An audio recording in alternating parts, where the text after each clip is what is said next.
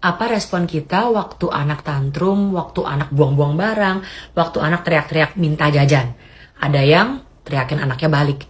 Udah ya, stop teriak-teriaknya. Ada yang ngancem dengan nada tinggi. Bunda tinggal ya kalau kamu masih nggak mau nurut. Ada yang pukul atau cubit anaknya. Ada yang tinggalin anaknya, misalnya lagi di mall, bundanya jalan terus aja seakan-akan gak ada apa-apa dan anaknya nangis-nangis, ikutin dari belakang.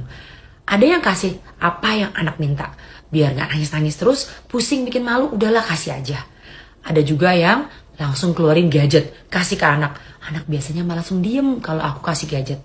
Respon kita yang mana biasanya? Seorang psikolog anak berkata, ada satu rahasia parenting yang terbaik untuk kita, yaitu kekuatan terbesar kita sebagai orang tua adalah ketenangan kita.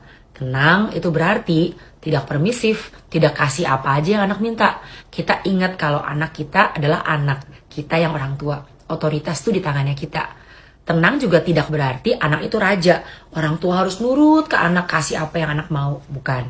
Tenang itu bukan teriak-teriakin anak. Kalau kita jadi orang tua yang gampang teriak-teriak ke anak, sebenarnya yang sedang terjadi adalah kita sedang kehilangan kendali atas emosi diri kita sendiri. Sering kayak gitu kan? Tenang itu juga bukan dikit-dikit tuh menghukum anaknya.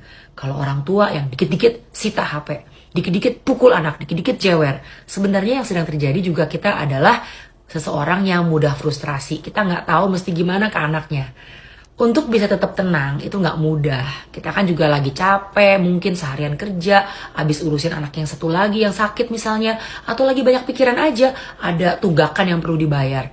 Tapi sekali lagi, salah satu rahasia parenting yang penting untuk kita coba lakukan adalah ketenangan.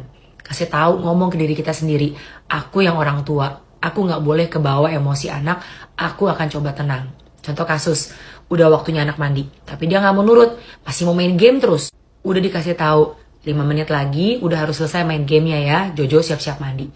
Anaknya udah bilang iya, tapi setelah 5 menit dia nggak mau stop, dia masih mau main game, bahkan teriak-teriak nangis.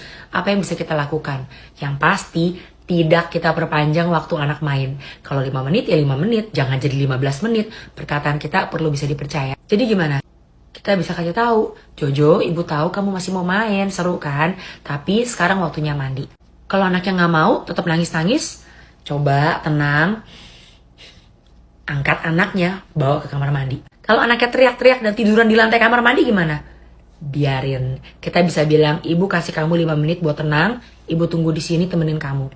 Kalau udah lewat 5 menit gimana dan dia masih nangis-nangis? Kalau aku, waktu dulu anak-anak masih kecil dan mereka nggak nurut, setelah dikasih 5 menit ekstra di kamar mandi, aku tetap buka bajunya sambil dia nangis-nangis dan tetap lanjut mandiin dia. Kalau masih balita, kita juga bisa alihin perhatiannya, aku kasih ember kecil, kasih mangkok-mangkok kecil, dia main-main air, sambil tuang-tuang, sambil aku mandiin. Intinya, kita yang orang tua tetap jalanin yang perlu dijalanin. Dan kita sebisanya tetap tenang. Lama-lama anaknya belajar kalau bundanya bilang A, bunda akan jalanin. Anaknya pelan-pelan belajar taat juga. Wah, kalau aku mah susah banget tuh tenang.